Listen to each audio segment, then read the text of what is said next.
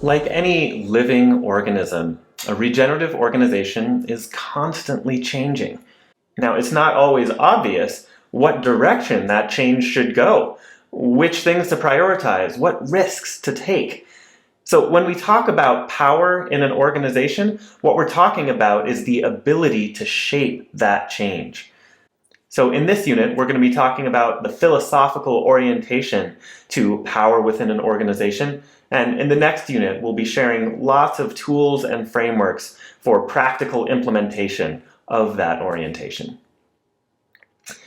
So in my book, Change Here Now, I talk about how networks and hierarchies are kind of like the yin and yang of groups. There are these archetypal approaches to community that can combine in a million different ways.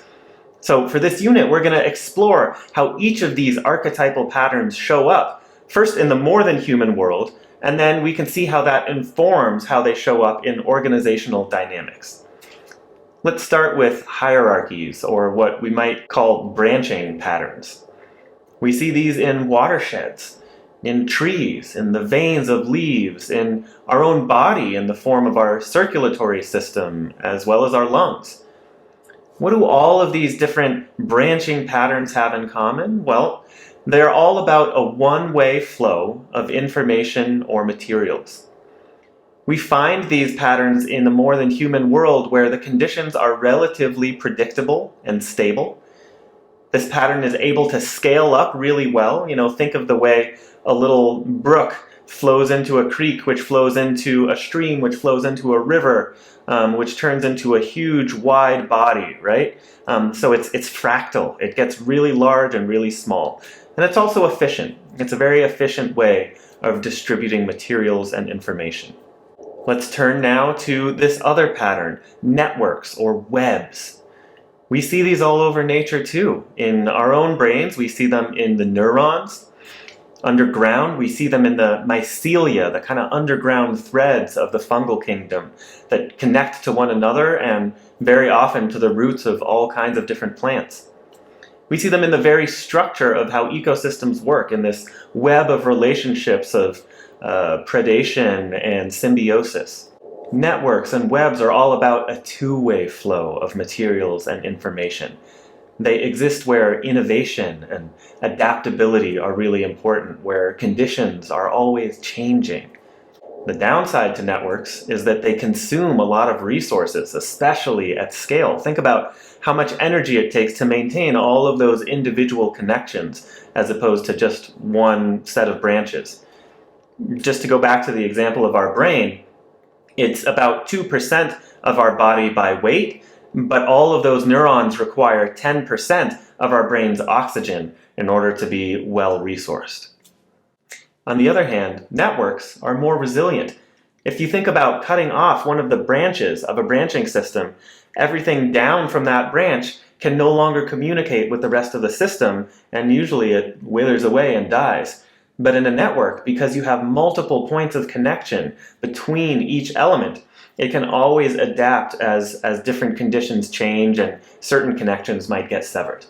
So that's ecosystems. What about in our social systems?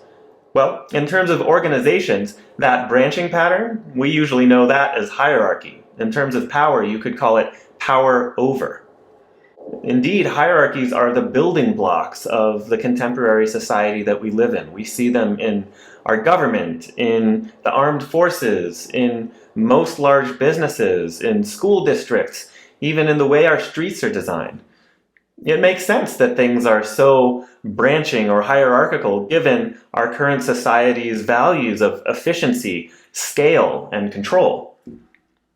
As we are all probably familiar with, of course, hierarchies can be disempowering, especially when there are these vast, large bureaucracies that make us feel like cogs in a huge machine.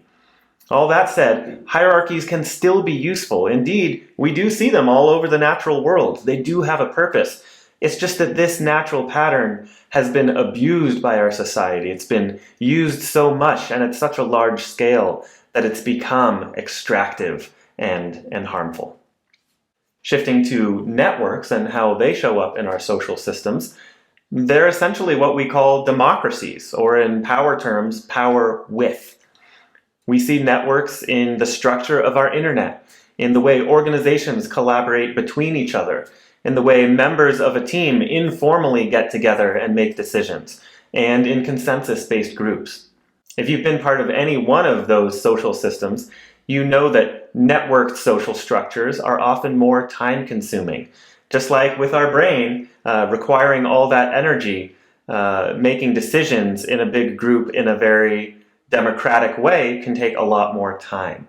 Even in a supposedly flat or non-hierarchical organization, there often are unspoken hierarchies at play where people gain power or the ability to shape change through unspoken or more invisible power dynamics.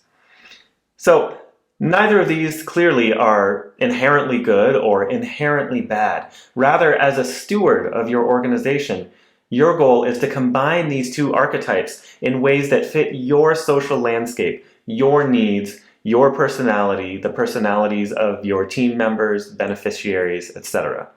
And guess what? It's going to change over time, just like ecosystems do. You know, the ecological principle of succession invites us to recognize that regenerative organizations will evolve in the way they relate to power and decisions. Regenerative organizations often start as tiny hierarchies, and then they move to become more networked, and then they solidify to be more sophisticated and inclusive combinations of both. In any case, check out the worksheet below, where you're invited to reflect on your own relationship with networks, hierarchies, power over, power with, and many different ways of shaping change.